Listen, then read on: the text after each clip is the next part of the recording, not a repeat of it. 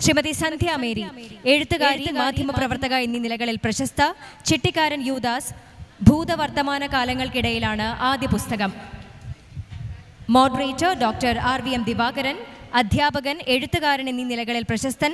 കഥയും തിരക്കഥയും, മലയാള തിരക്കഥ വളർച്ചയും വർത്തമാനവും, ഭാഷയുടെ ജനാധിപത്യം എന്നിവയാണ് പ്രധാന കൃതികൾ. Over to the moderator. Hello, എല്ലാവർക്കും നമസ്കാരം. നോവൽ ജനപ്രിയതയുടെ ഭാവമാറ്റങ്ങൾ എന്നുള്ള വിഷയത്തിലാണ് നമ്മുടെ ഈ സെഷൻ നടക്കാൻ പോകുന്നത്. ജനപ്രിയത എന്നുള്ള വാക്കിൻ്റെ അർത്ഥം ഇങ്ങനെ മാറിക്കൊണ്ടിരിക്കുന്നതാണ് നമുക്കറിയാം. ജനങ്ങൾക്ക് ഇഷ്ടമുള്ളത്, ജനങ്ങൾക്ക് പ്രിയമുള്ളത് എന്ന് മാത്രമാണ് സത്യത്തിൽ അതിൻ്റെ അർത്ഥമെങ്കിലും ജനപ്രിയം എന്നുള്ള വാക്കിന് എല്ലാ കാലത്തും ഒരു നെഗറ്റീവ് അർത്ഥം കൂടി ഉണ്ടായിരുന്നു. ജനങ്ങൾക്ക് ഇഷ്ടമായൊരു സാധനം അത്ര കൊള്ളുന്ന സാധനമായിരിക്കാൻ സാധ്യതയില്ലല്ലോ എന്നുള്ളൊരു മുൻവിധി ആ വാക്കിനകത്തുണ്ട്. ജനങ്ങൾക്ക് ഇഷ്ടമുള്ളതാണെങ്കിൽ എന്തെങ്കിലും തരക്കേടുണ്ടാവും. അല്ലെങ്കിൽ ഉദാത്ത സാഹിത്യം, വലിയ സാഹിത്യം, നല്ല സാഹിത്യം, വരേണ്യ സാഹിത്യം എന്നൊക്കെ പറയുന്നത് ജനത്തിന് പ്രിയമാകാൻ വഴിയില്ല, അത് ജനസാമാന്യത്തിന് മനസ്സിലാകാൻ സാധ്യതയില്ല എന്നുള്ളൊരു മുൻവിധി അതിനകത്ത് ഉണ്ട്. പക്ഷേ അത്തരം മുൻവിധികൾക്കൊന്നും ഇടകൊടുക്കാത്ത, ഒരേ സമയം ജനങ്ങൾക്കിഷ്ടമുള്ളതും എന്നാൽ വളരെ ഗൗരവപ്പെട്ടതുമായ എഴുത്തിലൂടെ ഇത്രയും കാലം മുന്നോട്ട് പോവുകയും നമ്മളൊക്കെ വളരെ ആഹ്ലാദപൂർവ്വം, വളരെ സന്തോഷത്തോടുകൂടി വായിച്ചു പോയ കൃതികളുടെ രചയിതാക്കളാണ് നമ്മുടെ കൂടെയുള്ളത്. CV Balakrishnan, TD Ramakrishnan, S Harish, Sandhya Mary, ഈ 4 പേർക്കും ഈ സെഷനിലേക്ക് സ്വാഗതം. നേരത്തെ ഒരു 50 വർഷം മുമ്പുള്ളൊരു ക്ലാസിഫിക്കേഷനാണ് റൊളാങ് ബാർത്തിൻ്റെ റീഡർലി ടെക്സ്റ്റ് എന്നും റൈറ്റർലി ടെക്സ്റ്റ് എന്നും 2 രീതിയിൽ എഴുത്തിനെ തരംതിരിക്കുന്ന രീതി നേരത്തെ ഉണ്ടായിരുന്നു. റീഡർലി എന്ന് പറയുമ്പോൾ റീഡർ ഫ്രണ്ട്ലി എന്നുള്ള അർത്ഥം കൂടി എടുക്കാം നമുക്ക് വേണമെങ്കിൽ. നേരെ ചൊവ്വേ കാര്യം പറയുന്ന, അല്ലെങ്കിൽ വായിച്ച കാര്യം മനസ്സിലാകുന്ന, നമുക്ക് എളുപ്പം അതുമായിട്ട് എൻഗേജ് ചെയ്യാവുന്ന, റിയലിസ്റ്റിക്കായ, നമ്മുടെ പ്രതീക്ഷകളുമായിട്ടൊരു പൊരുത്തം സൂക്ഷിക്കുന്ന ടെക്സ്റ്റുകൾ റീഡർലി എന്നും, റൈറ്റർലി എന്ന് പറയുന്ന കുറച്ചുകൂടി വ്യത്യാസമുള്ള, സ്വയം ഒരു സാഹിത്യമായിട്ട് മനസ്സിലാക്കുന്ന, അല്ലെങ്കിൽ വായനക്കാരുടെ ഒരു അധ്വാനം അതിനകത്ത് ആവശ്യപ്പെടുന്ന, പൂർവ്വ മാതൃകകളെയൊക്കെ നിരാകരിക്കുന്ന, ലോക സാധാരണം എന്ന് പറയാവുന്ന കാര്യങ്ങളുമായിട്ട് ലേശം അകന്നിരിക്കുന്ന ഒരു തരം എഴുത്തിന് റൈറ്റർലി എന്നും വിശേഷിപ്പിക്കാറുണ്ട്. പക്ഷേ പുതിയ കാലത്ത് അത്തരം തരംതിരിവുകളെ മുഴുവൻ അപ്രസക്തമാക്കുന്ന ഒരുപാട് എഴുത്തുകൾ വളരെ എളുപ്പത്തിൽ നമ്മളുമായിട്ട് സംവദിക്കുന്ന, ഞാൻ അധികം സമയം കളയുന്നില്ല. CV ബാലകൃഷ്ണനിലേക്ക് നമുക്ക് ആദ്യം പോകാം. നോവലിൻ്റെ എഴുത്തിൻ്റെ എത്ര വർഷം പിന്നിട്ടൊന്നും CVയെ കണ്ടാൽ നമുക്ക് മനസ്സിലാവണമെന്നില്ല. 57 കൊല്ലമായി അദ്ദേഹം എഴുത്തിൻ്റെ മേഖലയിൽ. അത്രയും വളരെ സീനിയറായിട്ടുള്ള മലയാളത്തിൽ 1967 ഈ ഓപ്പോസിറ്റുള്ള ആകാശവാണിയിലാണ് അദ്ദേഹത്തിൻ്റെ ആദ്യത്തെ നാടകം ആകാശവാണി പ്രക്ഷേപണം ചെയ്യുന്നത്. 1967 അത്രയും മുതിർന്ന എഴുത്തുകാരൻ 83 അദ്ദേഹത്തിൻ്റെ ആയുസിൻ്റെ പുസ്തകം എന്ന് പറയുന്ന ഉത്തരാധുനിക എഴുത്തിൻ്റെ ഒരു ലക്ഷണഗ്രന്ഥം എന്നൊക്കെ പറയാവുന്ന നമ്മൾ പഠിച്ചിട്ടുള്ള പുസ്തകം, ആയുസിൻ്റെ പുസ്തകം വരുന്നത് 83 സീരിയലൈസ് ചെയ്യുന്നത്. 87 മറ്റൊരാൾ, പുരാവൃത്തം പോലുള്ള തിരക്കഥകൾ വളരെ ശ്രദ്ധേയമായ സിനിമകളിലേക്കും, പിന്നീട് ആത്മാവിന് ശരിയെന്ന് തോന്നുന്ന കാര്യങ്ങൾ, അവനവൻ്റെ ആനന്ദം കണ്ടെത്താനുള്ള വഴികൾ, അങ്ങനെ ഒരുപാട്, അരുൾ പോലുള്ള ഒരു കുറ്റാന്വേഷണ നോവലിൽ, വളരെ ജനപ്രിയമായിട്ടൊരു നോവലിലെത്തി നിൽക്കുന്നു അദ്ദേഹത്തിൻ്റെ വളരെ നീണ്ട കരിയർ. അപ്പം ഞാൻ ചോദിക്കാൻ ഉദ്ദേശിക്കുന്ന ആദ്യത്തെ ചോദ്യം എൻ്റെ ഒരു സംശയമാണ്. അദ്ദേഹത്തിൻ്റെ ആയുസിൻ്റെ പുസ്തകം മുതൽ ഇങ്ങോട്ട് അരുൾ വരെ ബൈബിൾ അതിലിങ്ങനെ നിറഞ്ഞു നിൽക്കുന്നുണ്ട്. CVയുടെ എഴുത്തുകളിൽ മുഴുവൻ ബൈബിൾ, പുതിയ കൃതിയിൽ പോലും ഇപ്പോൾ ഒരു ഭ്രാതൃഹത്യ, പാപം പോലുള്ള ഒരുപാട് ബിബ്ലിക്കൽ പ്രമേയം അദ്ദേഹത്തിൻ്റെ എഴുത്തിലുണ്ട്. ബൈബിളിനെ കുറിച്ച് പറയുകയാണെങ്കിൽ ഏറ്റവും ജനപ്രിയമായിട്ടുള്ള സാഹിത്യം ബൈബിളാണെന്ന് പറയാം. 5 ബില്യൺ 500 കോടി കോപ്പികളാണ് ഇതുവരെ ബൈബിൾ വിറ്റുപോയെന്നാണൊരു കണക്ക്. അത്രയധികം. അപ്പോൾ ബൈബിൾ എങ്ങനെ എഴുത്തിന് ആധാരശിലയാകുന്നു എന്നുള്ളതാണ് എനിക്ക് CVയോട് ആദ്യം ചോദിക്കാനുള്ളത്.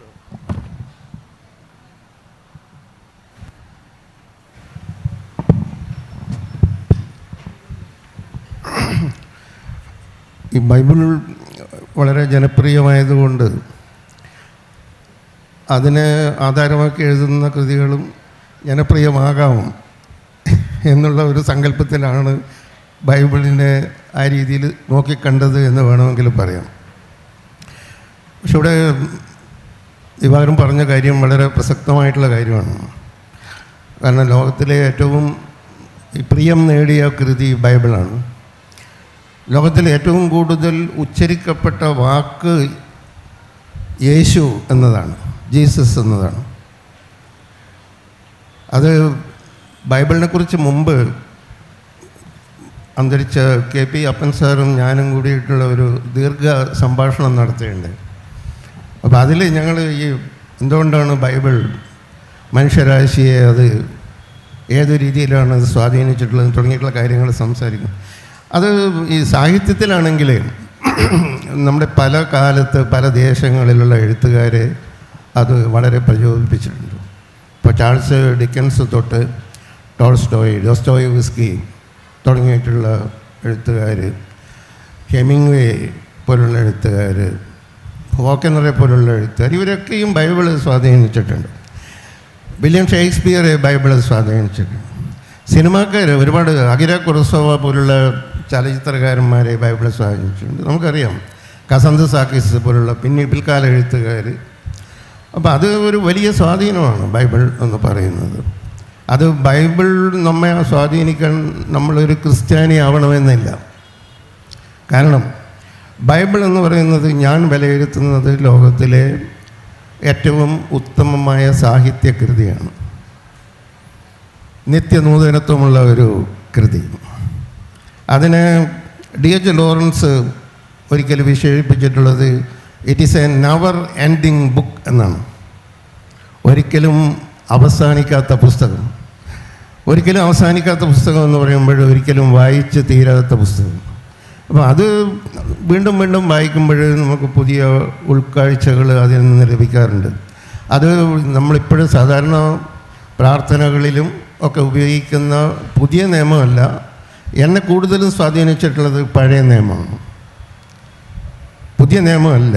പഴയ നിയമത്തിലുള്ള ഈ അതിസങ്കീർണങ്ങളായിട്ടുള്ള ജീവിത സാഹചര്യങ്ങൾ, അതിലുള്ള ഈ മനുഷ്യർ, യോബിനെ പോലുള്ള ആളുകൾ, സോളമനെ പോലുള്ളവർ, ദാവീദിനെ പോലുള്ളവർ, ഇവർ റൂത്തിനെ പോലുള്ള സ്ത്രീകൾ, ഇവരൊക്കെയാണ് എന്നെ വളരെയേറെ ആകർഷിച്ചിട്ടുണ്ട്. അതിപ്പോഴും അതിലുള്ള ബൈബിൾ വായിക്കുമ്പോൾ അത് ഇപ്പോൾ സഭാപ്രസംഗി എന്നൊക്കെ പറയുന്ന ഭാഗങ്ങളൊക്കെ വായിക്കുമ്പോൾ ഇപ്പോഴും വലിയ ഉള്ളിൽ വലിയ പ്രചോദനങ്ങൾ ഉണ്ടാകാറുണ്ട്. അതുകൊണ്ട് ആ നിലക്ക് ബൈബിൾ ഒരു വലിയ സ്വാധീനമാണ്. അപ്പോൾ ആയുസിൻ്റെ പുസ്തകത്തിൻ്റെ കൂടെ പറഞ്ഞു അതൊരു ജനപ്രിയ നോവലാകണമെന്ന് ഉദ്ദേശിച്ചിട്ട് എഴുതിയതല്ല അത്. പക്ഷേ എനിക്കത് എൻ്റെ ഒരു അനുഭവം നമ്മളിവിടെ കോഴിക്കോടായതുകൊണ്ട് ഓർമ്മിക്കുക. 83 അത് പ്രസിദ്ധീകരിച്ച് വന്നപ്പോൾ ഇവിടെ കോഴിക്കോട് അളകാപുരിയിൽ ഒരു ചടങ്ങ് ഉണ്ടായിരുന്നു. ആ ചടങ്ങിൽ വെച്ചിട്ട് ഒരാൾ അവിടെ സ്റ്റേജിൽ വന്നിട്ട് പറഞ്ഞു ഈ ആയുസിൻ്റെ പുസ്തകം ഒരു പൈങ്കിളി നോവലാണ് എന്ന്. അപ്പോൾ അത് നമുക്കറിയാം, ഈ പൈങ്കിളി എന്ന് പറയുന്നത് ഇപ്പോൾ ഇവിടെ നിർവഹിച്ച പോലുള്ള ജനപ്രിയതയുടെ മറ്റൊരു വാക്കാണ്. നമ്മൾ എഴുതിയ വാക്കുകൾ കൊണ്ട് ഈ കൂടുതൽ വായനക്കാരുടെ താല്പര്യം നേടിയെടുക്കുക എന്നുള്ളതാണ് ജനപ്രിയത എന്ന വാക്കുകൊണ്ട് ഉദ്ദേശിക്കുന്നത്. അപ്പോൾ അത് മലയാളത്തിൽ സാധിച്ചിട്ടുള്ള ചില എഴുത്തുകാരുണ്ട്. ഉദാഹരണത്തിന് മുട്ടത്ത് വർക്കി അങ്ങനെ ഒരു എഴുത്തുകാരനായിരുന്നു. അദ്ദേഹം എഴുതിയിട്ടുള്ള വാക്കുകൾ ആളുകളെ വളരെയേറെ സ്വാധീനിച്ചിരുന്നു. ആ ജീവിതം അതിനകത്ത് അതിനെ നമ്മൾ വളരെ നിസ്സാരവൽക്കരിച്ചിട്ടാണ് പലരും കണ്ടത്. അങ്ങനെയല്ല, ഞാനതിനങ്ങനെയല്ല കണ്ടത്. കാരണം ഞാൻ മുട്ടത്ത് വർക്കി എഴുതിയിട്ടുള്ള കൃതികളൊക്കെ വായിച്ചിട്ടുണ്ടായിരുന്നു. പക്ഷേ മുട്ടത്ത് വർക്കി എഴുതിയതുപോലെ എനിക്ക് എഴുതാൻ പറ്റുകയില്ല. എനിക്ക് ഞാൻ എഴുതുന്ന പോലെ എഴുതാൻ പറ്റുകയുള്ളൂ. പക്ഷേ മുട്ടത്ത് വർക്കി എന്നെ പഠിപ്പിച്ചിട്ടുള്ള ഒരാളാണ്. എഴുത്തിൻ്റെ വിദ്യ, അതിൻ്റെ രാസവിദ്യ എന്താണ് എന്ന് എന്നെ പഠിപ്പിച്ചിട്ടുള്ള ഒരാളാണ് മുട്ടത്ത് വർക്കി. അപ്പോൾ എങ്ങനെ ആളുകളിൽ താല്പര്യം ഉളവാക്കാം. ഇപ്പോൾ ഒരു കുടയും കുഞ്ഞു പെങ്ങളും എന്ന കഥ നമ്മൾ വായിച്ച് പോകുന്നു, നമ്മൾ കരയുന്നു. കരകണക്കടൽ എന്ന് പറയുന്ന നോവൽ വായിക്കുന്നു, നമ്മൾ അതിൻ്റെ അന്ത്യത്തിലെത്തുമ്പോൾ നമ്മൾ കണ്ണുനീര് പൊഴുകുന്നു. ചില നോവലുകൾ വായിക്കുമ്പോൾ അതിൻ്റെ അവസാനം ഈ തങ്കച്ചനും മോഹനയും ഒരുമിക്കുന്നു, നമുക്ക് വലിയ സന്തോഷം ഉണ്ടാകുന്നു. അപ്പോൾ അതിൽ ഈ എഴുത്തിൻ്റേതായിട്ടുള്ള ഒരു കലാതന്ത്രം അദ്ദേഹം പ്രയോഗിച്ചിട്ടുണ്ട്. അത് ആളുകൾ വായനക്കാരെ കൂടെ കൊണ്ടുപോവുക എന്നുള്ളതാണ്. അത് അത്ര എളുപ്പമുള്ള കാര്യമല്ല. വായനക്കാരെ ഒപ്പം നിലനിർത്തുക എന്ന് പറയുന്നത് എളുപ്പമുള്ള ഒരു കാര്യമല്ല. അത് നമ്മൾ വലിയ ക്ലാസിക്കൽ കൃതികൾ എഴുതി, പക്ഷേ ആളുകൾ നമ്മളെ കൂടെ വരണമെന്നില്ല. അതിൻ്റെ ഏറ്റവും നല്ല ഉദാഹരണമാണ് ഈ ഹെർമൻ മെൽവിലിൻ്റെ മോബി ഡിക്ക് എന്ന് പറയുന്ന നോവൽ. ഇപ്പോൾ നമ്മൾക്ക് നോവൽ വായിക്കുന്നവർക്കൊക്കെ അറിയാം, ലോകത്തിലെ ഏറ്റവും മികച്ച 10 നോവലുകൾ എടുത്താൽ അതിലൊന്ന് മോബി ഡിക്കാണ്. മോബി ഡിക്ക് അദ്ദേഹം 19-ാം നൂറ്റാണ്ടിൻ്റെ ഒടുവിൽ മരിച്ചുപോയി. മരിക്കുന്ന കാലത്ത് അദ്ദേഹം ഒരു പോർട്ടിലെ തുറമുഖത്തിലെ ഒരു ഉദ്യോഗസ്ഥനായിരുന്നു മെൽവിൽ. അന്ന് അദ്ദേഹത്തിൻ്റെ പുസ്തകത്തിൻ്റെ ഈ മഹത്തായ കൃതിയുടെ 50 കോപ്പികൾ പോലും വിറ്റ് തീർന്നിരുന്നില്ല. അത് ഹെർമൻ മെൽവിൽ മരിച്ചു എന്നുള്ളത് ന്യൂയോർക്ക് ടൈംസ് റിപ്പോർട്ട് ചെയ്തത് പോർട്ടിലെ ഒരു ഉദ്യോഗസ്ഥനായ ഹെർമൻ മെൽവിൽ മരിച്ചു എന്നാണ്. ഇങ്ങനെ ഒരു നോവൽ എഴുതിയ ആളാണ്. അയാൾ വേറെ പലതും എഴുതിയിട്ടുണ്ട്. അങ്ങനെയുള്ള ഒരാളാണ് എന്നൊന്നും ആരും പറഞ്ഞില്ല. പക്ഷെ ആ കൃതി പിന്നീട് ലോകത്തിൽ വലിയ അംഗീകാരം നേടി എന്നുള്ളതാണ്. അപ്പോൾ അത് ഈ ജനപ്രിയതയും ഈ കൃതിയുടെ ഗുണമേന്മയും തമ്മിൽ യാതൊരു ബന്ധവുമില്ല. ജനപ്രിയത ഉണ്ടാവാം പിന്നീട്. ഇപ്പോൾ ഇവിടെ നമ്മൾ ഇവിടെ സംസാരിക്കുന്നവർ നമ്മുടെ പുതിയ കാലത്ത് ഈ വളരെ കൂടുതലായിട്ട് ചില പുസ്തകങ്ങൾ വിറ്റുപോകുന്നു, ചെറുപ്പക്കാരതിൻ്റെ പുറകെ പോകുന്നു. അത് നമ്മുടെ മലയാളത്തിൽ വലിയ ഈ ഭാവുകത്വ പരിണാമം സൃഷ്ടിച്ചുവോ എന്നുള്ള അർത്ഥത്തിലാണ് ഇവിടെ ഈ വിഷയം ഇവിടെ അവതരിപ്പിക്കുന്നത്. അത് 1-2 നോവൽ വിറ്റുപോയി എന്നുള്ളത് അതിൻ്റെ പ്രസാധകരെ സംബന്ധിച്ചിടത്തോളം വലിയ സന്തോഷകരമായ കാര്യമായിരിക്കാം. അത് എഴുതിയവർക്ക് സാമ്പത്തികമായിട്ടുള്ള വലിയ നേട്ടങ്ങളും ഉണ്ടായിട്ടുണ്ടാവാം. അതൊക്കെ നമ്മൾ അംഗീകരിക്കാം. നമുക്ക് അവരോട് യാതൊരു അസൂയമില്ല കേട്ടോ, അങ്ങനെ. പക്ഷെ അത് നമ്മുടെ സാഹിത്യത്തെ സംബന്ധിച്ചിട്ട് എത്രത്തോളം ഗുണപരമാണ് എന്നുള്ളത്. പിന്നെ ഇത് ഈ നമ്മുടെ പല കാലങ്ങളിലായിട്ട് 50കൾ തൊട്ട് നമ്മുടെ ഭാഷയിൽ ഇത്തരത്തിലുള്ള ഈ ഭാവുകത്വത്തിലുണ്ടായിട്ടുള്ള പരിണാമങ്ങൾ പല എഴുത്തുകാരും കൂടി ചേർന്ന് സൃഷ്ടിച്ചതാണ്. ഇപ്പം ഇവിടെ ആകാശവാണിയിൽ ജോലി ചെയ്യുന്ന കാലത്ത് ഉറൂബ് എഴുതിയ നോവലാണ് സുന്ദരികളും സുന്ദരന്മാരും. ഇവിടെ മാതൃഭൂമിയിൽ ഇരിക്കുന്ന കാലത്ത് MT വാസുദേവൻ നായർ എഴുതിയ നോവലാണ് 4 കെട്ട് എന്ന് പറയുന്നത്. അത് അതിനു മുമ്പുള്ള നോവലുകളെ പോലെ ആയിരുന്നില്ല. പക്ഷെ അത് വന്നപ്പോഴേ എല്ലാവരും അതിനുവേണ്ടി കാത്തിരുന്നു. അതേപോലെ പിന്നീട് പല 60കളിൽ പുതിയ എഴുത്തുകാർ വന്നു. കാക്കനാടൻ വന്നു, OV വിജയൻ വന്നു. അവരൊക്കെ വന്നപ്പോഴും ഇതേപോലെ ഈ ഭാവുകത്വത്തിൻ്റെ ഒരു പരിണാമം ഉണ്ടായിരുന്നു. ഖസാക്കിൻ്റെ ഇതിഹാസം വന്നു. അതിനുശേഷം 70കളിൽ ആനന്ദ് കൃതി എഴുതി. അതിനൊക്കെ കഴിഞ്ഞിട്ടാണ് നമ്മളൊക്കെ എഴുതാൻ വേണ്ടി തുടങ്ങുന്നത്. പക്ഷെ അപ്പോഴും ഒരു എഴുത്തുകാരൻ നേരിടുന്ന ഒരു വലിയ വെല്ലുവിളി ഈ വായനക്കാരെ എങ്ങനെ നമ്മുടെ കൂടെ നിർത്താം, അതിൻ്റെ രസതന്ത്രം എന്താണ് എന്നാണ് എഴുത്തുകാരെപ്പോഴും അന്വേഷിച്ചുകൊണ്ടിരിക്കേണ്ടതും. അതിലിപ്പോൾ ചിലർ വിജയിക്കാം. ആ വിജയം എല്ലായ്പ്പോഴും അത് അർത്ഥപൂർണമാവണം എന്നില്ല.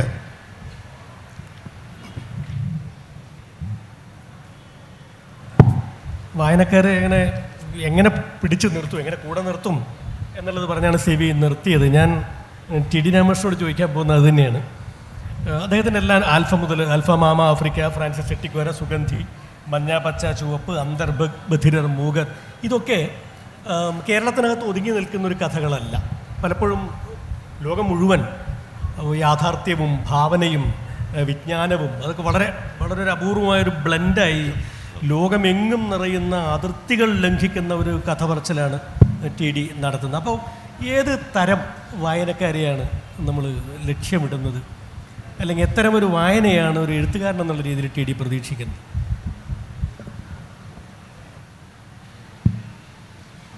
നമസ്കാരം. ഞാൻ എഴുതുന്ന സമയത്ത് എൻ്റെ മുമ്പിൽ ഒരു ടാർഗറ്റ് റീഡറുണ്ട്. ആ ടാർഗറ്റ് റീഡറെ ലക്ഷ്യമാക്കി തന്നെയായിട്ടാണ് ഞാൻ എഴുതുന്നത്. പക്ഷേ ആ വായനക്കാരൻ ഞാൻ അതുവരെ വായിച്ച് ശീലിച്ച എൻ്റെ വായനാശീലങ്ങളുമായിട്ട് ബന്ധപ്പെട്ട ഒരാളാണ്.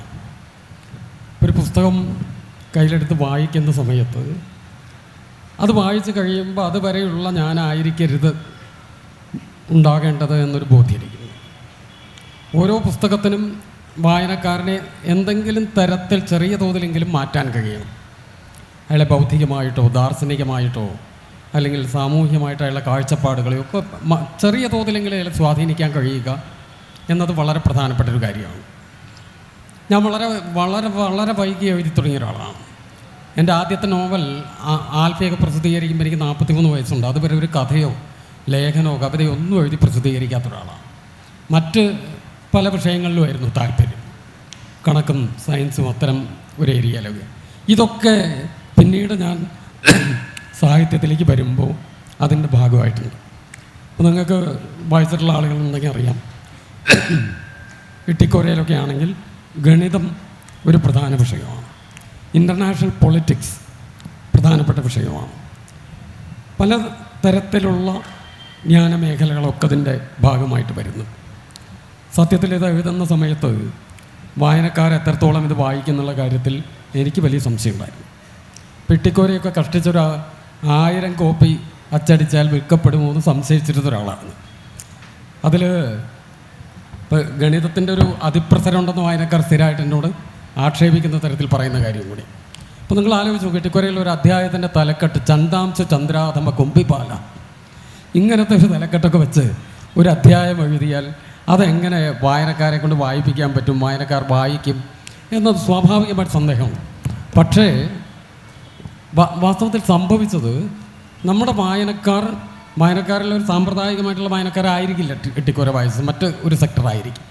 മറ്റ് പല ജ്ഞാനമേഖലകളോടും വിഷയങ്ങളോടും ഒക്കെ താല്പര്യമുള്ള ആളുകളായിട്ടുള്ള ആളുകൾ, അതുപോലെ തന്നെ കേരളത്തിൻ്റെ ഒരു ജോഗ്രഫിക്കൽ സ്പേസിൽ ഒതുങ്ങി നിന്ന് ലോകത്തെ കാണാത്ത കുറേയും കൂടെ വിശാലമായി ചിന്തിക്കുന്ന ആളുകൾ, അത്തരത്തിലുള്ള ആളുകൾ എന്തുകൊണ്ടോ ഇത്തരം പുസ്തകങ്ങൾ കുറേയും കൂടെ വായിക്കാൻ താല്പര്യം കാണിച്ചു.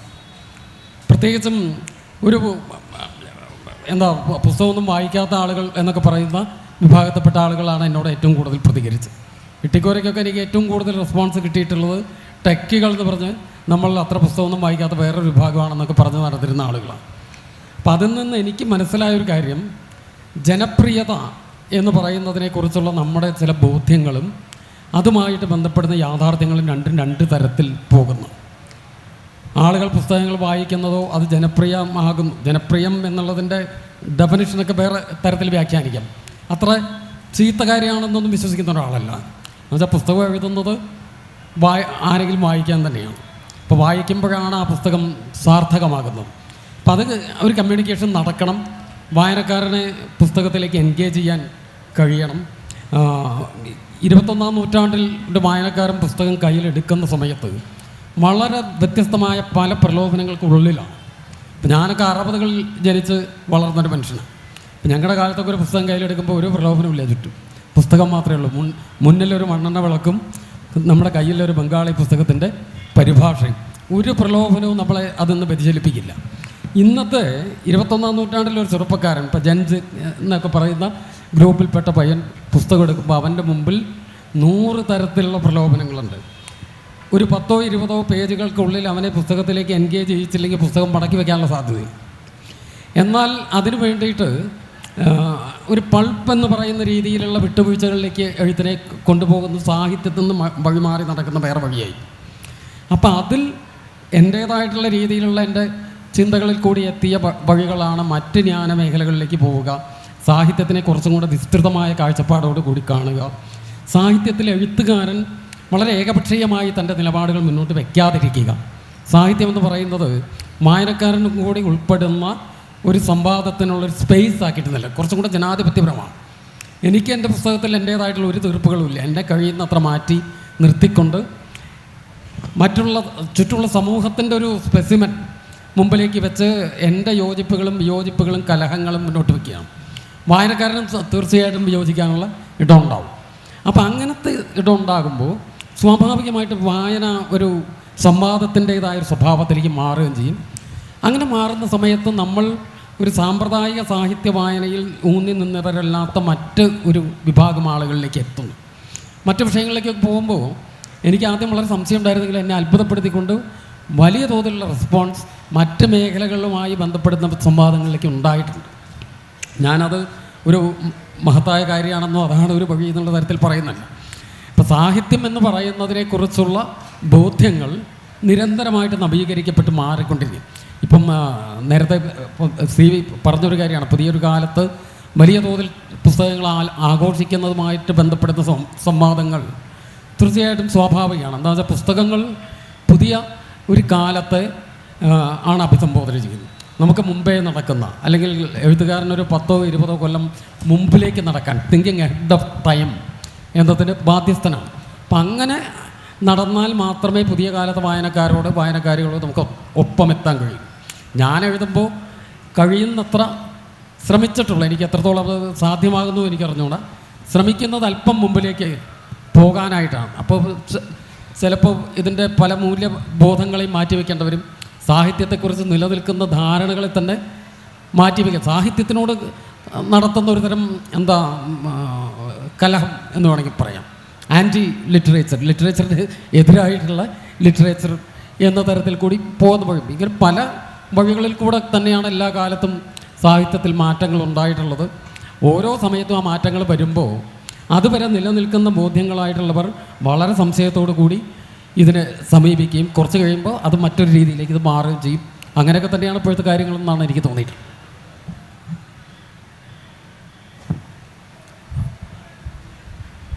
ഹരീഷിനോടാണ് ഞാൻ അടുത്ത കാര്യം ചോദിക്കുന്നത്. ഈ പറയുന്ന നമ്മൾ എഴുതുമ്പോൾ അത് ജനങ്ങൾക്ക് ഇഷ്ടമാകണം എന്നുള്ളത് ഇത് മനസ്സിൽ വെച്ച് തന്നെയായിരിക്കും എല്ലാവരും എഴുതുന്നത്. ഹരീഷിൻ്റെ ആദ്യത്തെ നോവലിനെ കുറിച്ച് മാത്രമാണ് ഞാൻ ചോദിക്കുന്നത്.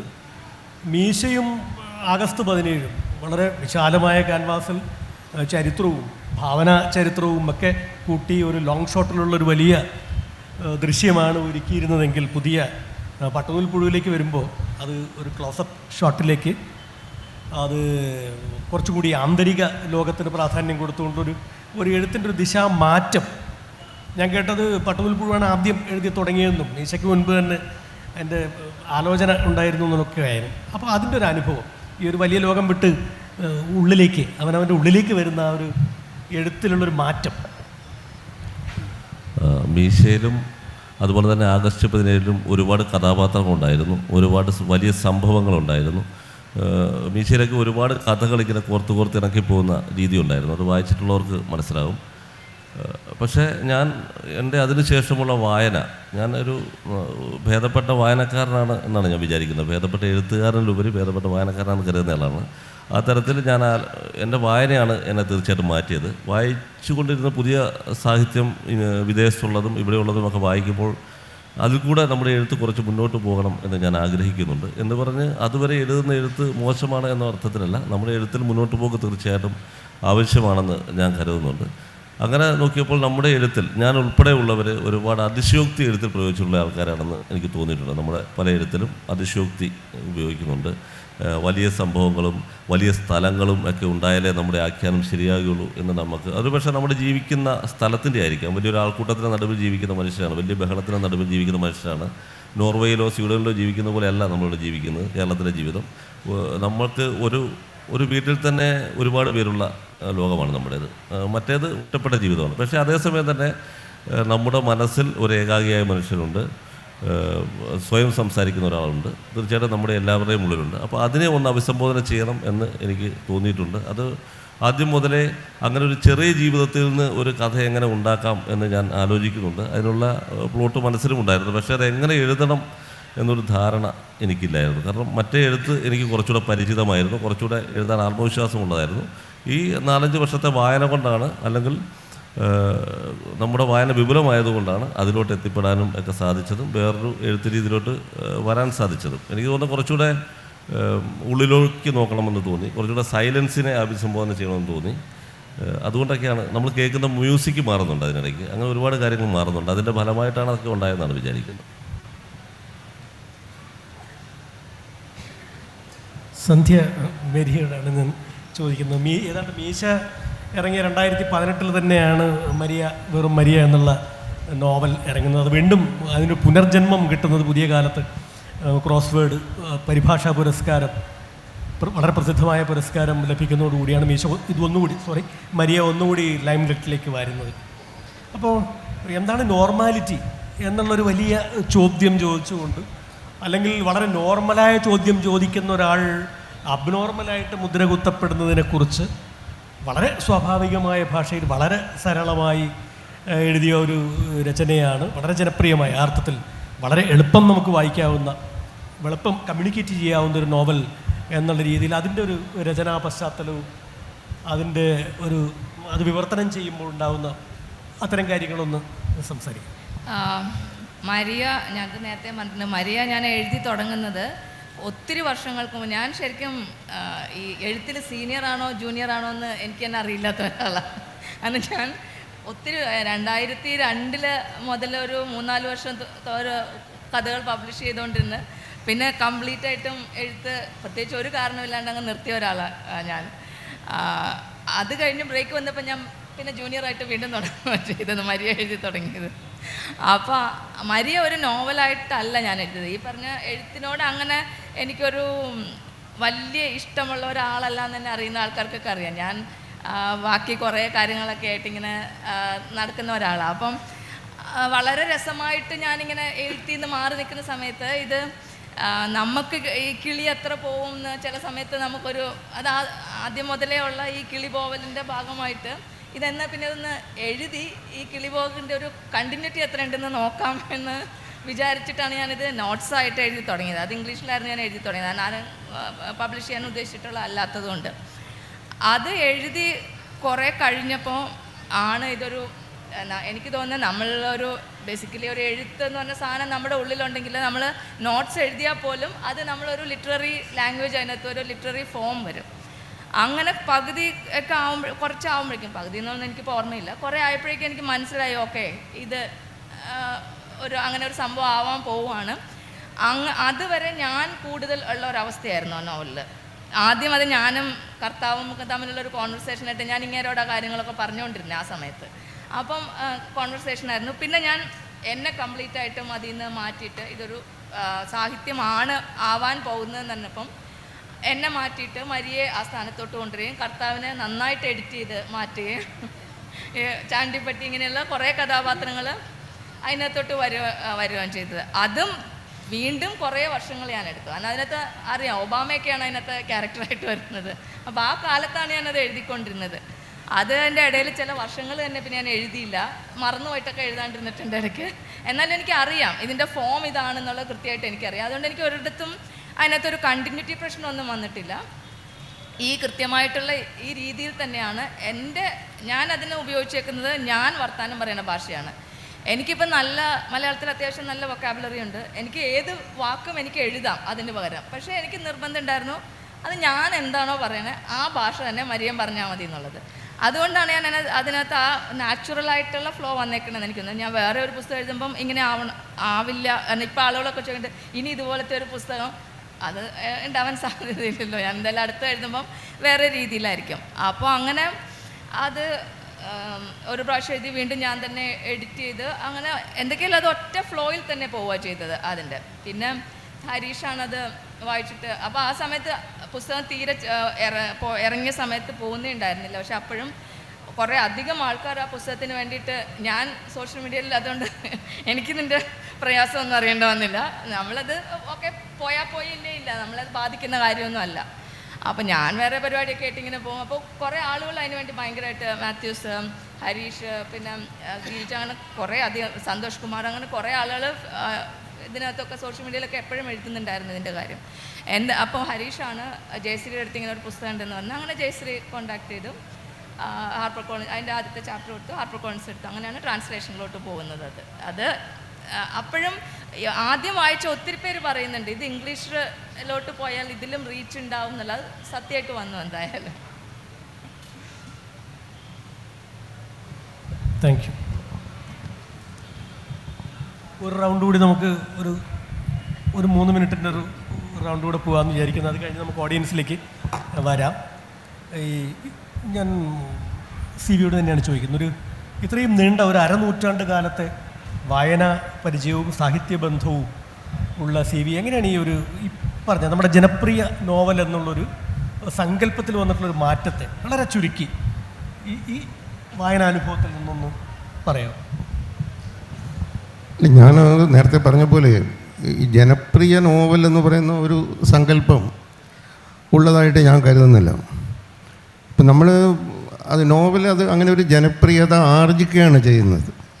ഞാൻ നേരത്തെ പറഞ്ഞപ്പോൾ ഖസാക്കിൻ്റെ ഇതിഹാസം പ്രസിദ്ധീകരിച്ച കൊല്ലം എനിക്ക് ഓർമ്മയുണ്ട്. 1969 ഖസാക്കിൻ്റെ ഇതിഹാസം പ്രസിദ്ധീകരിച്ചത്. ഞാനൊരു വിദ്യാർത്ഥിയാണ്. ഞാനത് അന്ന് വാരികയിൽ മാതൃഭൂമി ആഴ്ചപ്പതിപ്പിൽ വരുമ്പോൾ വായിച്ചതാണ്. അത് 69 അത് പുസ്തകമായിട്ട് ഇറങ്ങി. 1000 കോപ്പിയായിരുന്നു അത് അടിച്ചത്, തൃശ്ശൂരിലെ കറണ്ട് ബുക്സ്. ആ 1000 കോപ്പി ചിലവാകാൻ 4 വർഷം വേണ്ടി വന്നു. 4 വർഷം കഴിഞ്ഞിട്ടാണ് അതിന് രണ്ടാമതൊരു പതിപ്പ് ഇറങ്ങിയത്.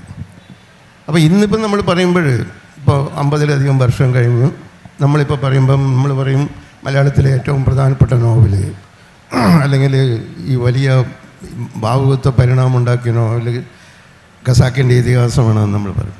അതിനെക്കുറിച്ച് ഒരുപാട് പഠനങ്ങളുണ്ടായി. പക്ഷേ അത് എത്ര കാലം കൊണ്ടുണ്ടായതാണ്?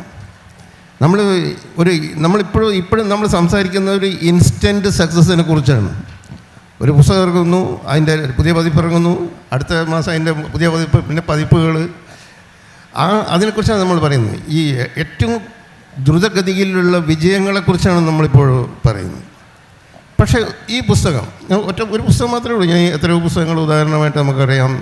ഞാൻ നേരത്തെ മോബി ഡിക്ക് പറഞ്ഞ പോലെ നമ്മളെ മലയാളത്തിലുള്ള ഏറ്റവും നല്ല ഉദാഹരണം ഖസാക്കിൻ്റെ ഇതിഹാസമാണ്. അത് പിന്നെ തീരെ നിരാകരിക്കപ്പെട്ടു.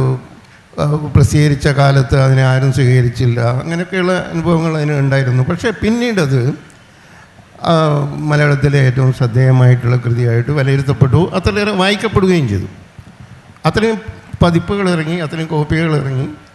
അത് ഒരിക്കലും ഒ വി വിജയൻ അങ്ങനെ ഒന്നും ഉദ്ദേശിച്ചിട്ടുണ്ടായി ചെയ്തതല്ല അത്. കാരണം ഒ വി വിജയൻ്റെ പിൽക്കാല കൃതികളൊന്നും ആ രീതിയിൽ ജനപ്രീതി നേടിയിട്ടുമില്ല. അപ്പം ഞാൻ പറയുന്നത് വെച്ചാൽ അതൊരു ജനപ്രീതി എന്ന് പറയുന്നത്, ജനപ്രിയത എന്ന് പറയുന്നത് എഴുത്തുകാരൻ ഈ മനസ്സിലാക്കിയെടുക്കുന്ന ഒരു തന്ത്രമല്ല. അത് മുട്ടത്തുവരെയും അത് പരീക്ഷിച്ചിട്ടുണ്ടാവാം. പക്ഷെ അത് ഈ പുതിയ കാലത്ത് അത് പരീക്ഷിക്കാൻ പറ്റണമെന്നില്ല. ഒരു കൃതി ജനപ്രീതി നേടിയ ഒരു കൃതിയുടെ ഒരു കർത്താവിന് അടുത്ത കൃതി അതേപോലെ ജനപ്രിയത ഉള്ളതാക്കി മാറ്റാൻ കഴിയണമെന്നില്ല. പക്ഷേ ഈ സാഹിത്യ മേന്മയുള്ള ക്വാളിറ്റിയുള്ള കൃതി എഴുതിയ ഒരാൾക്ക് അതേ ഗുണമേന്മ അടുത്ത കൃതിയിൽ ആവർത്തിക്കുകയോ അത് വർദ്ധിപ്പിക്കുകയോ ചെയ്യാൻ വേണ്ടി കഴിയും. ഇതാണ് ഞാൻ പറയുന്നത്. അപ്പോൾ അങ്ങനെ ഒരു കൃതി ഇപ്പം ഹരീഷ് എഴുതി, അല്ലെങ്കിൽ സന്ധ്യ ഇനി നോവൽ എഴുതുന്നതാണ് ഞാൻ വിചാരിക്കുന്നത്. അപ്പോൾ സന്ധ്യ ഒരു നോവൽ എഴുതുമ്പോൾ ഈ മരിയ വെറും മരിയ അതിൻ്റെ മുകളിലേക്ക് വരാവുന്ന രീതിയിലുള്ള ഒരു ആഖ്യാന തന്ത്രം ആ കൃതിയിൽ ആവിഷ്കരിക്കാൻ വേണ്ടി പറ്റും. കാരണം ഇതിനകത്ത് ചില പരാജയങ്ങൾ സംഭവിച്ചിട്ടുണ്ടെങ്കിൽ നമ്മളങ്ങനെ വിലയിരുത്തുമ്പോൾ ചില ഫ്ലോസ് ഉണ്ട് എന്ന് നമുക്ക് തോന്നുന്നുണ്ട്. നമുക്കത് കുറേ കൂടി മെച്ചപ്പെട്ട കൃതികൾ ഉണ്ടാക്കാൻ വേണ്ടി പറ്റും. അതല്ലാതെ എൻ്റെ കൃതി ഇന്ന് ഇത്രയും പതിപ്പ് ഇറങ്ങി, അതേപോലുള്ള അത്രയും പതിപ്പുകൾ ഇറങ്ങുന്ന അത്രയും വായനക്കാരെ നേടുന്ന ഒരു കൃതിയാണ് ഉണ്ടാവേണ്ടത് എന്ന് പറഞ്ഞിട്ട് എഴുതുകയാണെങ്കിൽ ചിലപ്പോൾ അത് തീർത്തും പരാജയമായിട്ട് മാറി. അപ്പോൾ അതിന് ജനപ്രിയത എന്ന് പറയുന്നത് ഈ രചനാവേളയിൽ എഴുത്തുകാരനെ ഒരു തരത്തിലും നിർണ്ണയിക്കുന്ന, സ്വാധീനിക്കുന്ന ഒരു ഘടകം അല്ല എന്നാണ് ഞാൻ തർപ്പിച്ച് പറയുന്നത്. ഈ രണ്ടാമതൊരു നോവൽ എഴുതുകയാണെങ്കിൽ എന്ന് സന്ധ്യ മാഡത്തോട് ചോദിച്ചതുപോലെ ഞാൻ ടി ഡിയോട് ചോദിക്കുകയാണ്. ഇട്ടിക്കോരയുടെ 2ാം ഭാഗം എഴുതുകയാണ്, കോരപ്പാപ്പൻ്റെ കഥ വീണ്ടും. അപ്പോൾ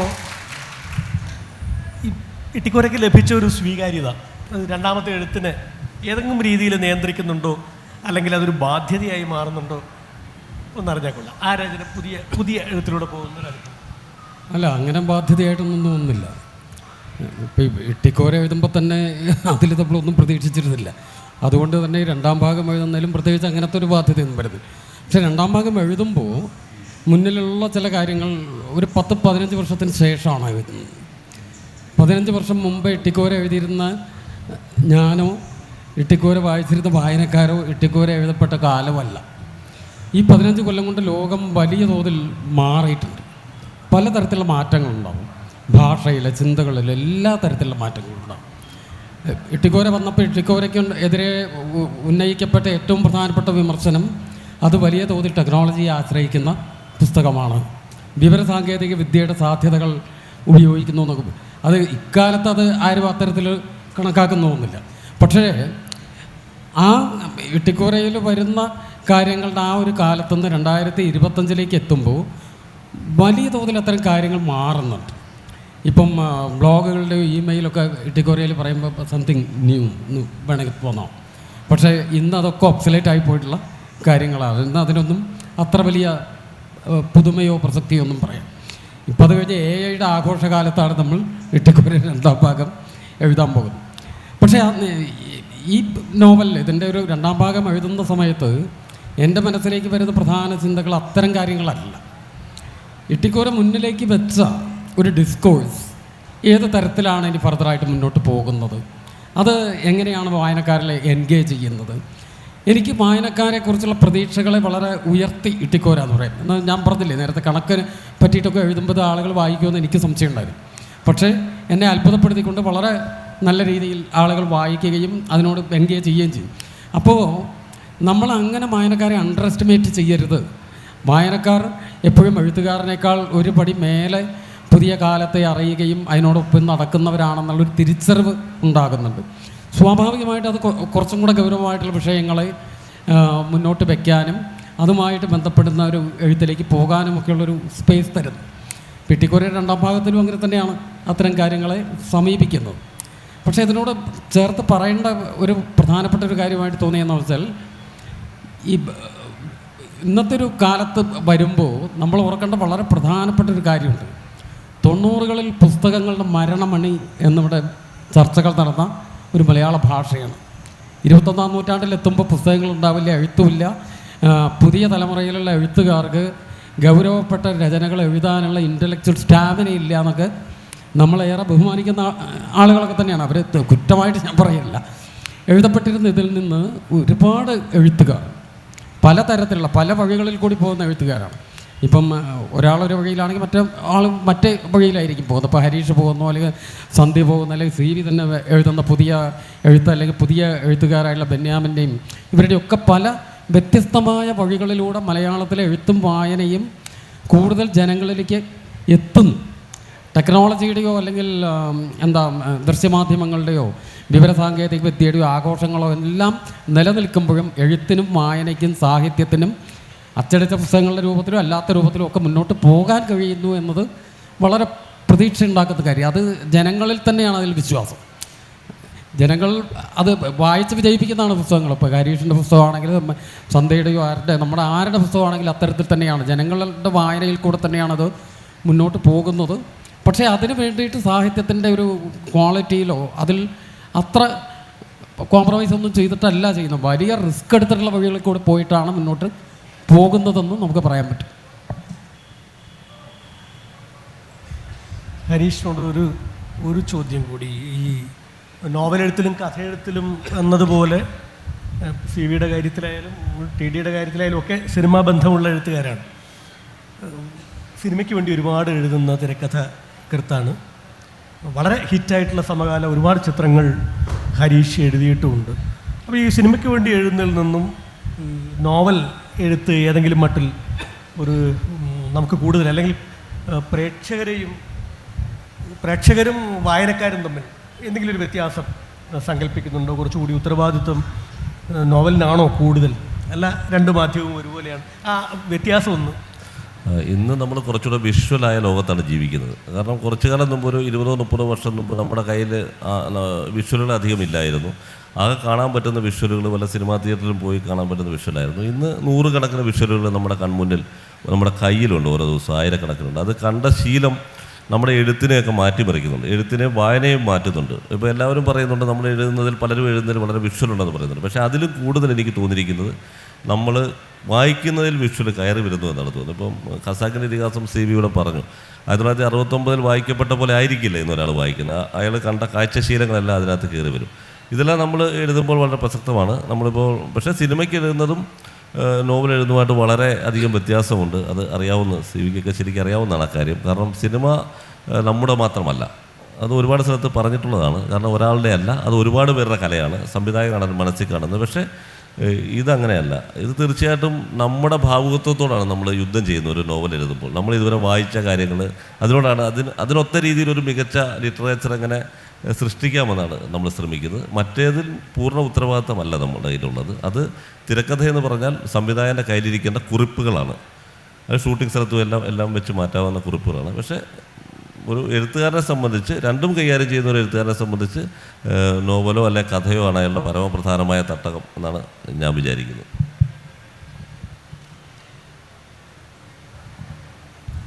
രണ്ടെഴുത്തും തമ്മിലുള്ള ഇപ്പോൾ ഈ പറഞ്ഞതുപോലെ നമ്മുടെ കാഴ്ചയിൽ ആണ്ട് മുങ്ങി ജീവിക്കുന്ന ഒരു ജനത, ഒരു സമൂഹം എന്നുള്ള രീതിയിൽ വായിക്കുന്ന രീതിയിലും മാറ്റങ്ങൾ വന്നു കാണും എന്നുള്ളത് എനിക്ക് വളരെ കൗതുകകരമായിട്ട് തോന്നി. ഖസാക്കിൻ്റെ ഇതിഹാസം അന്ന് അങ്ങനെ തന്നെയാണോ വായിച്ചിരുന്നതെന്ന് എനിക്ക് നമുക്ക് അറിഞ്ഞുകൂടാ. ഇന്ന് കൂടുതൽ വിഷ്വലായി നമ്മൾ വായിക്കുന്നുണ്ടാവാം. ഞാൻ സന്ധ്യയോട് ചോദിക്കുന്നൊരു ചോദ്യം നേരത്തെ ചോദിച്ചതിൻ്റെ ബാക്കി തന്നെയാണ്. അത് ഇംഗ്ലീഷിലേക്ക് പോയ സമയത്ത് എങ്ങനെയായിരുന്നു അതിൻ്റെ ട്രാൻസ്ലേഷനിൽ സന്ധ്യ കൂടി ഇടപെട്ടിരുന്നു എന്ന് ഞാൻ, അല്ലെങ്കിൽ പല ഘട്ടങ്ങളായിട്ട് അതിനകത്ത് അത് ജയശ്രീ അത് ട്രാൻസ്ലേറ്റ് ചെയ്യണോ, അല്ലാണ്ട് അതിനകത്ത് ചില ഡിസ്കഷൻ നടക്കുന്നു എന്നുള്ളതേ ഉള്ളൂ. ചില വാക്കുകൾ ഇത് വേണോ അത് വേണോ എന്നുള്ളത് മാത്രമേ ഉള്ളൂ. അല്ലാണ്ട് അത് പൂർണ്ണമായിട്ടും ജയശ്രീ തന്നെ ചെയ്യുന്ന കാര്യമാണ്.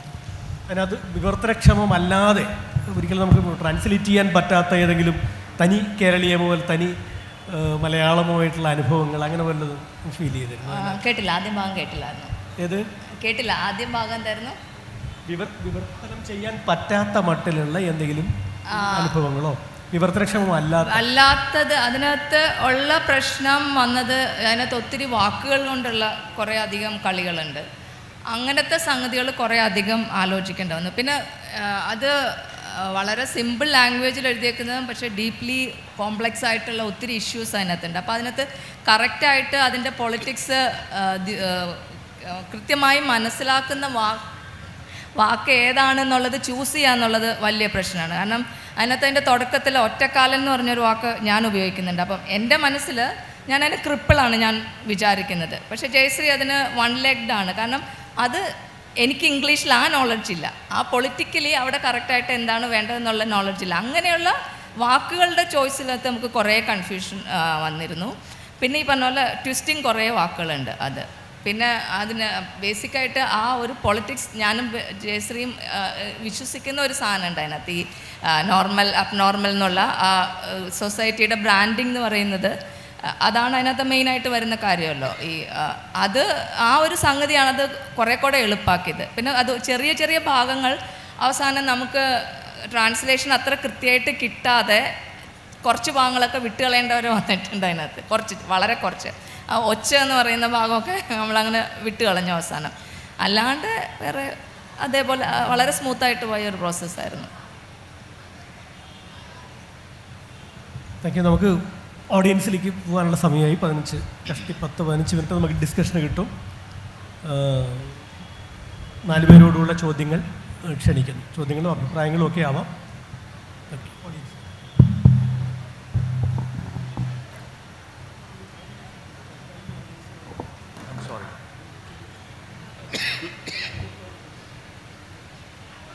ഈ കൂട്ടത്തിലെ ഏറ്റവും സീനിയറായ എഴുത്തുകാരൻ എന്ന നിലയിൽ എനിക്ക്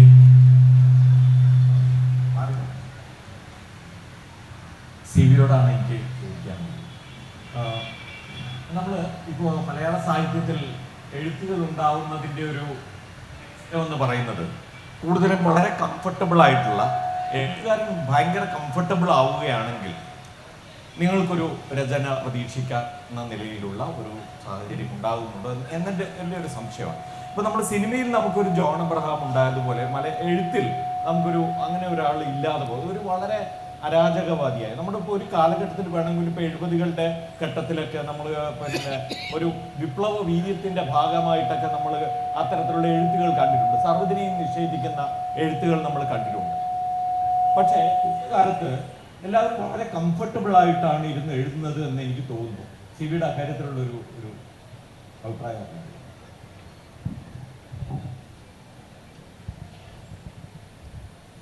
എഴുത്തുകാർ കംഫർട്ടബിൾ അല്ലാതെ എഴുതിയത് വളരെ മുമ്പാണ്. അപ്പോൾ ഞാൻ ഇന്ന് ഏതൊരു വാരികയിൽ കേശവദേവിൻ്റെ ഒരു അനുഭവം വായിച്ചു.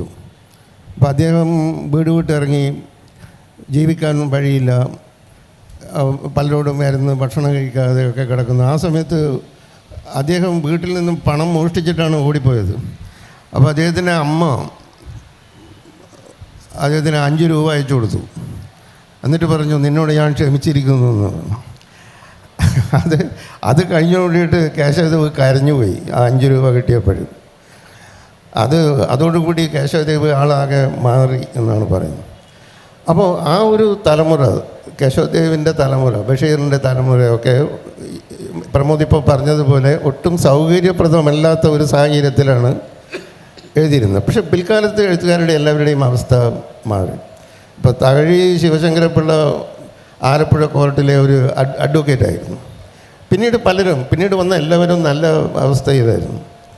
അപ്പോൾ ഓരോരുത്തരും ഞാൻ ആരുടെയും പേര് പറയുന്നില്ല. അതിൽ ഈ എമ്മവും തന്നെ ഞാൻ ആദ്യമായിട്ട് ഡൽഹിയിൽ നിന്ന് കാണുമ്പോൾ അദ്ദേഹത്തിൻ്റെ കൃതികളൊക്കെ വായിച്ചിട്ട് കുറേ ഭ്രാന്ത് പിടിച്ച് നടക്കുന്ന ഒരു കാലത്ത് ഞാൻ ഡൽഹിയിൽ ചെന്നപ്പോൾ 83 ഞാൻ ചെന്നപ്പോൾ ഫ്രഞ്ച് എംബസിയിൽ പോയി, ഹൗസ് ഹൗസിൽ. അപ്പോൾ ഞാൻ പറഞ്ഞു, ഇങ്ങനെ നാട്ടിൽ നിന്ന് ഒരാൾ വന്നു എന്ന് പറഞ്ഞത്. അപ്പോൾ ലിഫ്റ്റ് ഇറങ്ങിയിട്ട് വരുന്നു, നല്ല കോട്ടും സൂട്ടൊക്കെ ധരിച്ചിട്ടുള്ള എമ്മ വന്ന്. ഞാൻ വളരെ നിരാശനായിരുന്നു അത് കണ്ടപ്പോൾ. അതും വളരെ പെർഫെക്റ്റായ രീതിയിൽ വസ്ത്രമൊക്കെ ധരിച്ചിട്ടാണ് വരുന്നത്. അപ്പോൾ അതിനു മുമ്പേ നമ്മൾ ഈ ലോകം, അതിലൊരു മനുഷ്യൻ ആകാശത്തിന് ചോട്ടിൽ അങ്ങനെയൊക്കെയുള്ള കൃതികൾ വായിച്ചിട്ട് ആകെ നിരാശാഭരിതരായിട്ട് നടക്കുന്ന കാലത്ത് അദ്ദേഹം വളരെ സംതൃപ്തനായിട്ടാണ് അവിടെ ഇരിക്കുന്നത്. അപ്പോൾ നമ്മുടെ ഈ കംഫർട്ട് എന്ന് പറയുന്നത് നല്ല കൃതി ഉണ്ടാക്കുന്നതിനുള്ള ഒരു കാരണമല്ല. എന്തായാലും അത് ഒരു തരത്തിലും അത് ഒരു തരത്തിൽ നമ്മളെ സഹായിക്കുകയില്ല.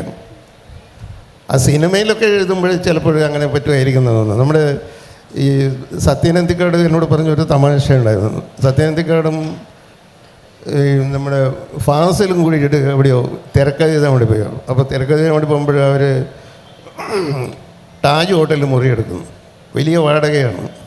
നമ്മൾ ചെറിയ വാടകയിൽ ഹോട്ടലിൽ വലിയ വാടകയില്ല. അപ്പോൾ അവിടെ ഇരുന്നാൽ ഈ കുറ്റബോധം കൊണ്ട് നമ്മൾ എഴുതി പോകുന്നതാണ്. കുറ്റബോധം കൊണ്ട് എഴുതി പോകാൻ അത്രയും സൗകര്യം ഉണ്ടെന്ന്. പക്ഷേ എനിക്ക് തോന്നുന്നില്ല നമ്മളൊരു കഥ എഴുതാൻ വേണ്ടിയിട്ട് പോയാൽ ഇങ്ങനെ ഇവിടുത്തെ താജിലോ അല്ലെങ്കിൽ കടവിലോ പോയിട്ട് റൂം എടുത്താലും എഴുതാൻ പറ്റുന്നുള്ളത്. നമ്മൾ ചിലപ്പോഴത് കടത്തണ്ടിയിൽ ഇരുന്നിട്ട് എഴുതാൻ പറ്റും. ഒട്ടും കംഫർട്ടബിൾ അല്ലാത്ത സാഹചര്യത്തിൽ ഇരുന്നിട്ടാണ് ഞാനൊക്കെ എഴുതാറുള്ളത്. ഒട്ടും ഒരു AC മുറിയിലല്ല എഴുതുന്നത്, ചൂടിൽ വേർത്തിട്ടൊക്കെയാണ് സാധാരണ ഗതിയിൽ എഴുതുന്നത്. അപ്പോൾ അത് പറഞ്ഞതുപോലെ ഇപ്പോഴേ ആളുകൾക്ക് ജീവിത സാഹചര്യങ്ങൾ ഒരുപാട് മാറി. എല്ലാവർക്കും കാശുണ്ട്, സൗകര്യങ്ങളുണ്ട്, എയർ കണ്ടീഷൻ്റെ മുറികളുണ്ട്. പക്ഷേ അതൊന്നും സാഹിത്യത്തിന് സഹായകമല്ല എന്നാണ് എൻ്റെ വിനീതമായിട്ടുള്ള അഭിപ്രായം.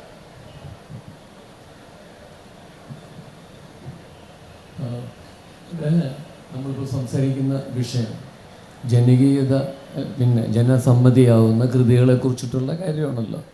അപ്പോൾ അതിൽ എനിക്കൊരു പ്രസക്തമായൊരു ചോദ്യം നിങ്ങളോട് ചോദിക്കേണ്ടത്, എല്ലാവരും ഇവിടെ എഴുത്തുകാരാണ്, 4 പേരും. അതിൽ കാലവും കൃതിയും തമ്മിലുള്ള ബന്ധത്തെക്കുറിച്ച് ഇവിടെ T.D. രാമകൃഷ്ണനും രണ്ടുപേരും, ബാലകൃഷ്ണ മാഷും രണ്ടുപേരും പറഞ്ഞു അത് ടൈമിനൊരു റോളുണ്ട് എന്ന്. അങ്ങനെയാണെങ്കിൽ ഇപ്പോഴും നമ്മുടെ പഴയ പറഞ്ഞ പോലെ ഉറൂബിൻ്റെയും MTയുടെയും പിന്നെ ഇവരുടെയൊക്കെ പഴയ കാലത്തുള്ളവരുടെയൊക്കെ കൃതികൾ ഇപ്പോഴും വളരെയേറെ പേര് വായിക്കുന്നുമുണ്ട്. അപ്പോൾ അങ്ങനെ പറയുന്ന സമയത്ത് നിങ്ങളിപ്പോൾ പറയുന്ന ആ ഒരു ഭയം, അത് കാലത്തിനെ ബന്ധപ്പെടുത്തിക്കൊണ്ട് നിങ്ങൾ പറയുന്ന ചില സ്റ്റേറ്റ്മെൻറ്റുകൾ ഒരു വോയിസ് ഓഫ് ഡിഫിഡൻ്റായിട്ട്, not having so much confidence in yourself, നിങ്ങളുടെ വർക്കിനെ കുറിച്ച് എന്ന് ഞാൻ ആരോപിക്കുകയാണെങ്കിൽ നിങ്ങളതിനെപ്പറ്റി എന്താണ് പറയുക? എനിക്കങ്ങനെ പെർട്ടിക്കുലറായിട്ട് ഇപ്പോൾ ആരോട് പറയണമെന്നുള്ളത് എനിക്കറിയില്ല. 4 പേരും എഴുത്തുകാരാണ്. ആര് മറുപടി പറഞ്ഞാലും വിരോധമില്ല. അല്ല, അങ്ങനെ താങ്കൾ ആരോപിക്കുകയാണെങ്കിൽ നമ്മളതിനെ ശക്തിയുക്തം നിരാകരിക്കും. ആ ആരോപണത്തിന് ഒരു തരത്തിലും ആക്സെപ്റ്റ് ചെയ്യില്ല. എന്താണെന്ന് വെച്ചാൽ ഞങ്ങൾക്കെന്ന് ബഹുവചനത്തിൽ പറയുന്നതിന് തെറ്റിദ്ധരിക്കരുത്, ഞാൻ അങ്ങനെ പറയുന്നു എന്ന് വളരെ കോൺഫിഡൻസോടു കൂടി തന്നെയാണ് എഴുതുന്ന. ഓരോ വാചകത്തിലും ഓരോ വാക്കിലും വലിയ ഉത്തരവാദിത്വത്തോടു കൂടി തന്നെയാണ് എഴുതുന്നത്. നല്ല കോൺഫിഡൻസ് ഉണ്ടായിരുന്നു. പക്ഷേ എഴുതുമ്പോൾ കാലത്തിനനുസരിച്ച് പുതിയ കാലത്തിൽ വരുന്ന മാറ്റങ്ങളെ സ്വാംശീകരിച്ചുകൊണ്ട് മുന്നോട്ട് പോവുക എന്നത് ഒരു ഉത്തരവാദിത്വമായിട്ടാണ് കണക്കാക്കുന്നത്. അത് ഒരു ആങ്സൈറ്റി കൊണ്ടോ സംശയം കൊണ്ടോ അല്ല. നമുക്ക് ചുറ്റും ഉള്ള ലോകം അതിവേഗത്തിൽ മാറിക്കൊണ്ടിരിക്കുന്ന ലോകമാണ്. ഇപ്പം മനുഷ്യവംശം ഉണ്ടായിട്ട് 1900 വരെ സംഭവിച്ച കാര്യത്തേക്കാൾ കൂടുതൽ 100 കൊല്ലം കൊണ്ട് മാറ്റങ്ങൾ സംഭവിച്ചു എന്നാണ് പറയും. 2000 വരെ. ഈ 25 കൊല്ലം കൊണ്ട് അതിനേക്കാൾ കൂടുതൽ കാര്യങ്ങൾ മാറിയിരിക്കുന്നു. ഈ മാറ്റങ്ങളെയെല്ലാം ഉൾക്കൊണ്ട് അതിനോടൊപ്പമോ അതിന് കുറച്ചപ്പുറത്തേക്കോ പോകാൻ എഴുത്തുകാരന് ഉത്തരവാദിത്വമുണ്ട്. അതിനാണ് ഞങ്ങൾ ഓരോരുത്തരും ഞങ്ങളെ കഴിയുന്ന രീതിയിൽ വലിയ ആത്മവിശ്വാസത്തോടു കൂടി തന്നെയാണ് ശ്രമിക്കുന്നത്. ആത്മവിശ്വാസം ഇല്ലാതെ കൊണ്ട് ഒരു വാചകം എഴുതാൻ സാധിക്കില്ല. നമസ്കാരം സാർ. നമസ്കാരം. ഖസാക്കിൻ്റെ ഇതിഹാസത്തെക്കുറിച്ചും ഒ വി വിജയനെക്കുറിച്ചും പരാമർശങ്ങളുണ്ടായി. മലയാള സാഹിത്യത്തിൽ ഭാവുകത്വ പരിണാമത്തിൽ വലിയ മാറ്റം വരുത്തിയ ഒരു പുസ്തകമാണ് ഖസാക്കിൻ്റെ ഇതിഹാസം എന്ന് എല്ലാവരും ഒരുമിച്ച് തന്നെ പറഞ്ഞു. എന്നാൽ ഖസാക്ക് എഴുതി ഏകദേശം 25 വർഷങ്ങൾക്ക് ശേഷം ഒ വി വിജയൻ തന്നെ താൻ സൃഷ്ടിച്ചു വെച്ച ഭാവുകത്വ പരിണാമത്തിൽ വീണ്ടും ഒരു 2ാം പരിണാമം നടത്തി മധുരം കൈതി എന്നൊരു കൃതി എഴുതുന്നു. 90കളിൽ താൻ എഴുതി വെച്ച, ഒരുപക്ഷെ ഇന്ന് എനിക്ക് തോന്നുന്നു ഞാനുൾപ്പെടെയുള്ള പുതിയ തലമുറയിൽപ്പെട്ട ആളുകൾക്ക് ഖസാക്കിനേക്കാൾ കൂടുതൽ സ്വാധീനിക്കുന്നത് മധുരം കൈതി തന്നെയാവും എന്ന് ഞാൻ വിശ്വസിക്കുന്നു. കാരണം പൂർണ്ണമായും സ്പേസിൽ നടക്കുന്ന ഭൂമി അതിൻ്റെ ഉത്തരാർദ്ധഗോളവും ദക്ഷിണാർദ്ധഗോളവുമായി നടക്കുന്നൊരു കഥ മലയാളത്തിൽ അന്ന് വരെയോ ഇന്നും ഉണ്ടായിട്ടില്ല എന്നുള്ളത് തന്നെ.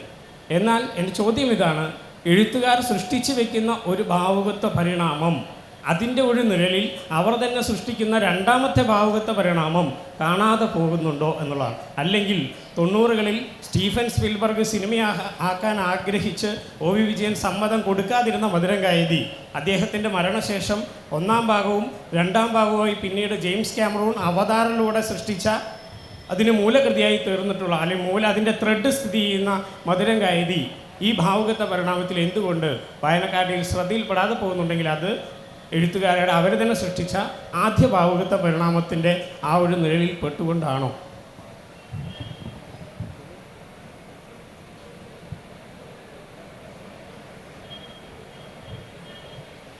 ഇതിൽ ഇപ്പോഴും പറഞ്ഞ മധുരം കൈതി സ്റ്റീവൻ സ്പിൽബർഗ് ചലച്ചിത്രമാക്കാൻ ഉദ്ദേശിച്ചിരുന്നു എന്നുള്ളത് എന്നെ സംബന്ധിച്ച് പുതിയൊരു അറിവാണ്. സ്റ്റീവൻ സ്പിൽബർഗ് സിനിമയാക്കാൻ ഉദ്ദേശിച്ചത്, അല്ലെങ്കിൽ അദ്ദേഹം അതിൻ്റെ E.T. എന്ന് പറയുന്ന സിനിമയ്ക്ക് ആധാരമാക്കിയത് സത്യജിത് റേ പണ്ട് എഴുതിയിട്ടുള്ള ദ ഏലിയൻ എന്ന് പറയുന്ന കഥയാണ്. അത് സത്യജിത് റേയുടെ പുസ്തകങ്ങളുടെ കൂട്ടത്തിൽ ദ ഏലിയൻ എന്ന് പറഞ്ഞിട്ടുള്ളൊരു പുസ്തകമുണ്ട്, ഒരു വലിയ പുസ്തകം. അതിൽ റേ എഴുതിയിട്ടുള്ള തിരക്കഥയുണ്ട്. ആ തിരക്കഥ ഹോളിവുഡിൽ വെച്ച് ചിത്രീകരിക്കാൻ വേണ്ടിയിട്ട് അദ്ദേഹം പോവുകയും യൂണിവേഴ്സൽ ഫിലിംസുമായിട്ട് ചർച്ച നടത്തുകയും, പക്ഷേ അവസാനം അത് നടക്കാതെ പോവുകയും ചെയ്തു. പക്ഷേ അതിൻ്റെ തിരക്കഥ അവിടെ ഹോളിവുഡിൽ പല സ്റ്റുഡിയോകളിലുണ്ടായിരുന്നു. അപ്പോൾ അദ്ദേഹം അത് ഉപേക്ഷിച്ച് തിരിച്ചു വന്നു. പിന്നീട് സ്റ്റീവൻ സ്പിൽബർഗ് അത് സിനിമ ചെയ്തു, E.T. എന്ന് പറഞ്ഞ് എക്സ്ട്രാ ടെറസ്ട്രിയൽ എന്ന് പറയുന്ന സിനിമ. സത്യജിത് റേ പക്ഷേ അത് പറഞ്ഞിട്ട് സത്യജിത് റേ സമീപിച്ചപ്പോൾ അദ്ദേഹം അതിനെക്കുറിച്ച് ഒന്നും കമൻറ്റ് ചെയ്തില്ല. പക്ഷേ അദ്ദേഹം തൻ്റെ തിരക്കഥ പുസ്തകമാക്കിയിട്ട് പബ്ലിഷ് ചെയ്തു. അത് ഇപ്പോഴേ അവൈലബിൾ ആണ്, മാർക്കറ്റിലുണ്ട്, ദ ഏലിയൻ എന്ന് പറഞ്ഞിട്ടുള്ളത്. ഇത് മറ്റേത് എന്തോ തെറ്റിദ്ധാരണയാണോ എന്ന് എനിക്ക് സംശയമുണ്ട്. ഇനി അതിൽ വാസ്തവം ഉണ്ടെങ്കിൽ ശരി, നല്ലത്.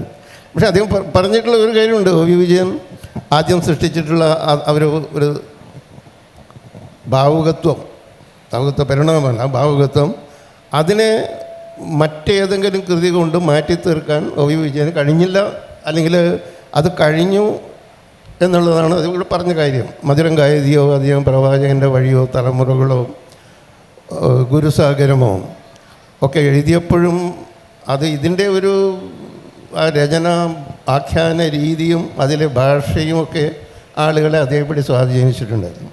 ഇപ്പോഴും ഖസാക്കിൻ്റെ ഇതിഹാസത്തിലെ വാക്യങ്ങൾ നമുക്കൊക്കെ ഉദ്ധരിക്കാൻ വേണ്ടിയിട്ട് കഴിയും. പക്ഷേ അതിനുശേഷം വന്ന കൃതികൾ അത് കഴിഞ്ഞിട്ടില്ല. അത് ആ കൃതികളുടെ മഹത്വം അത് കുറക്കുന്നില്ല. അത് ഇപ്പം പറഞ്ഞ പോലെ മധുരം കൈതി വളരെ വ്യത്യസ്തമായിട്ടുള്ള കൃതിയായിരുന്നു.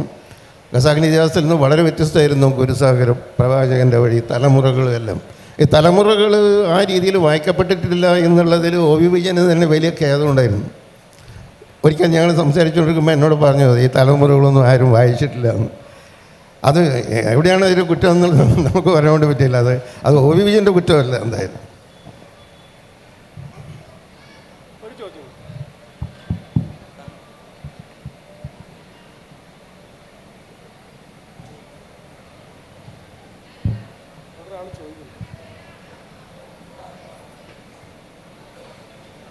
പെട്ടെന്ന്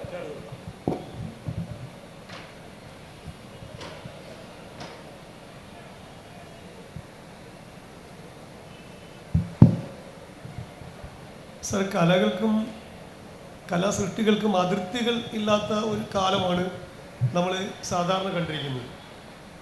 എന്നാൽ കലാകാരന്മാരെല്ലാം ഇപ്പോഴും അതിർത്തികൾക്കകത്ത് തന്നെയാണ് ഉണ്ടാവുക.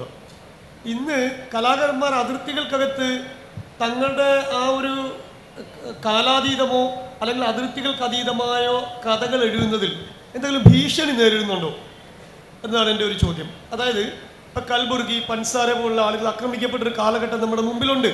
അങ്ങനെ നേരത്തെ പ്രമോദ് മഹാജനോട് ചോദിച്ച ചോദ്യത്തിൽ ആ ഒരു ഫീൽ ഉണ്ടായിരുന്നു എന്നുള്ളതാണ് എൻ്റെ ഒരു ചിന്ത. അതുകൊണ്ട് അങ്ങനെ കലാകാരന്മാർ അത്തരത്തിൽ ഒരു പ്രതിസന്ധിയോ ഭീഷണിയോ നേരിടുന്നുണ്ടോ എന്നൊന്ന് പറഞ്ഞാൽ കൊള്ളാമായിരുന്നു.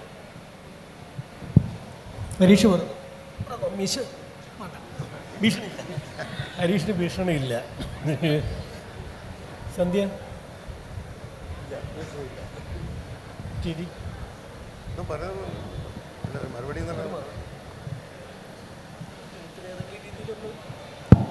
അല്ല, എഴുത്തുൾപ്പെടെയുള്ള എല്ലാ സർഗാത്മക പ്രവർത്തനങ്ങളും വലിയ പ്രതിസന്ധികളിൽ കൂടി തന്നെയാണ് കടന്നു പോകുന്നത്. പക്ഷേ അതിൽ ഭീഷണി ഉണ്ടോ എന്ന് ചോദിക്കുമ്പോൾ അത് മനസ്സിലാക്കേണ്ട ഒരു കാര്യം, എഴുത്ത് അങ്ങനെ ഒരു ഭീരുക്കൾക്ക് പറഞ്ഞിട്ടുള്ള കാര്യമല്ല. അല്പം ധൈര്യമുള്ളവരും സ്വന്തം അഭിപ്രായം ധീരമായിട്ട് പറയാൻ കഴിവുള്ളവർക്കുള്ളതാണ് എഴുത്ത്. ഇപ്പം ഞങ്ങളുടെയൊക്കെ ആരെഴുതിയ പുസ്തകങ്ങൾ എഴുതി വായിച്ചു നോക്കിയാലും ഭീഷണിപ്പെടുത്താൻ ഇഷ്ടം പോലെ കാര്യങ്ങൾ അതിലുണ്ടാവാം. ചില സമയത്ത് എഴുതിയത് മുഴുവൻ ആളുകൾക്ക് മനസ്സിലാവാത്തതുകൊണ്ട് അല്ലെങ്കിൽ അത് ആ തരത്തിൽ ചർച്ച ചെയ്യപ്പെടാത്തതുകൊണ്ടും ഒക്കെ അത് സംഭവിക്കാത്തതുമാവും. എഴുത്തുകാരെ സംബന്ധിച്ചിടത്തോളം അവർ ജീവിക്കുന്ന കാലത്തോട് ധീരമായി സത്യസന്ധമായി പ്രതികരിക്കുകയാണ് ചെയ്യുന്നത്. അതിൽ ഒരു ഭീഷണിയുടെ മുമ്പിലും തല കുനിക്കുന്ന പ്രശ്നമില്ല. നമുക്ക് ശരി തോന്നുന്ന കാര്യങ്ങൾ ശരിയായിട്ട് തന്നെ പറയും, അത്രേ ഉള്ളൂ. നമുക്ക് അവസാനിപ്പിക്കാം. ഈ പറഞ്ഞ് തീർത്തെടുത്ത് വെച്ച് അതത് കാലത്തെ സാഹചര്യങ്ങളോട് വളരെ ശക്തമായി സധീരം സംവദിക്കാൻ സാധിക്കുന്ന കൃതികൾ ആ അർത്ഥത്തിൽ ജനപ്രിയമാവുകയും ചെയ്യും, അത് ജനങ്ങൾക്ക് ഇഷ്ടമാവുകയും ചെയ്യും. കാരണം അത് അതത് കാലഘട്ടത്തോടാണ് സംവദിക്കുന്നത്. അതത് കാലഘട്ടത്തോട് സത്യസന്ധമായിരിക്കുന്ന കൃതികൾ ഭാവിയിലും അങ്ങനെ തന്നെ ആയിരിക്കും എന്നാണ് എനിക്ക് തോന്നുന്നത്. മാറുന്ന കാലത്തോടും സംവദിക്കാനുള്ള ഒരു ശേഷി ആ കൃതികൾ സ്വയം നേടിയിരിക്കും. അത് സത്യസന്ധയുടെ തന്നെ ഒരു പ്രശ്നമായിട്ട് എനിക്ക് മനസ്സിലാവുന്നു. നന്ദി. C V Balakrishnan, S Hari, T D, Sandhya, എല്ലാവർക്കും, ഓഡിയൻസിനും എല്ലാവർക്കും